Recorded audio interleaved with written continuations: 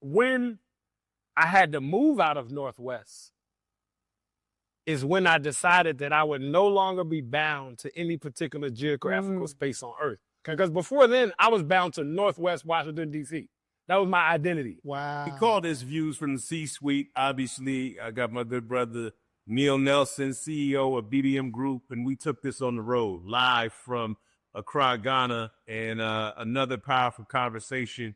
I got my brother here, Diallo Sumbry. Now, he's the founder and president of the Adinkra Group, an organization dedicated to reconnecting the African diaspora with their ancestral roots through cultural experiences. Now, in 2018, he was appointed Ghana's first African-American tourism ambassador, recognizing his efforts in promoting Ghana's cultural and tourism sectors. His book, A Smart Ghana Repatriation Guide, offers insights for those considering the move back home to the Gold Coast. Diallo, what's up? Bro. He's also my frat brother, bro. Next time I had to turn the Incorporated. You know what I'm saying? That's the connection. Yeah. But actually, we go back one thing, your voice, bro. I'm going to take you back to 90s or 2000s, 93.9 WKYS. You still got that voice, bro. You still got that voice. Yeah, man. Nah, I remember that. The parties, too. Yeah. I remember that. I remember that. Man, zero. You know, I just want to say this, man, it kind of setting the tone and the stage for this conversation, man. Neil and I have been, moving around. Neil came to D.C. We met in the early 2000s. Yeah. In Atlanta. But did you take him to the go-go? I said to them, I was here, no go-go. I'm trying to hit the to the go-go. We're still working on that. Yeah. Be here with the condos in the motherland, Okay. of course, right? 100%. Like, just understanding both of your minds in terms of, as it relates to, Pan-Africanism, the diaspora as a whole, and I, Neil and I have some really powerful conversations. In fact, we had some very powerful conversations on our last trip here. Yeah. And, I felt like it was, I told you, since I wanted to get you all together. Right. All right. Like, better time. Appreciate it, man. But, you come back and, talk about that. You know what I'm saying? Coming from the U.S. Right. Not connected in any way. You just said, I'm going to go. Connected ancestrally. Yeah. Definitely. That's what he said. Ancestry. Right. But see, also Africa, by the time I got to Ghana, Africa wasn't new to me anymore. My first time on the continent was 1988 in Senegal. I was in Senegal with my mom, took all her kids. We were all into West African drumming and dancing, and we went with our performing group to perform. And then through the 2000s, I fell in love with Senegal. Yeah. So I was, but once a year, Yeah. not doing business tours. I'm just enjoying being in Africa. Right. But Ghana definitely changed things. Like when I came to Ghana, and I didn't play. It wasn't like I was like, "Hey, I'm gonna move to Africa." It didn't happen that way for me. Yeah. Like I didn't have my book out. And was Right. like, This is the plan. yeah, it was as it started to develop. I began to see where it was going. Organically. Yeah, and then I went with it. Like I didn't fight it. Right. As a matter of fact, I remember getting to this one point where I was having a conversation with myself, and I was like, "Bro, you need to do your heart work now before you go." So I went through the purging, selling everything, and I just really made material items the least important to me as possible, because I knew that coming over here, I wouldn't have access to certain things. Mm-hmm. There was something else that helped me, and you would know this. So the whole time I was in D.C., I was in Northwest, uptown. So I'm an uptown guy, uptown. Then, when you from D.C., you make a commitment. I ain't never moving to Maryland. I got to be in D.C. proper. Like, it becomes a part of your identity. Right? People be like, yo, you from the DMV? You be like, no, I'm from D.C., not the DMV. Like, it's a thing back home. Wow. You know what I'm talking about. It's a real thing. Yeah. Just like Atlanta. Yeah. You from Atlanta, you from outside. Yeah. Decatur or somewhere. Right. Somebody gonna be like, oh, you ain't from Atlanta. Not the same thing. Right. Every black city has that thing. Facts. You from Detroit or you from, Right.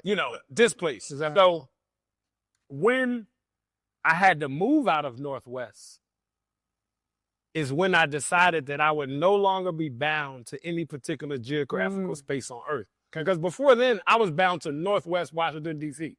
That was my identity. Wow. So that actually helped me be like, That's a powerful statement. no, most of us are bound to a geographical location, a Facts. block, a city, Facts. and we won't move Yeah. beyond that. So once I was able to let that go, that helped make it easy Yeah. to come. And then having a family, having a group of people to welcome you, a spiritual community, and faith, man. Like literally faith.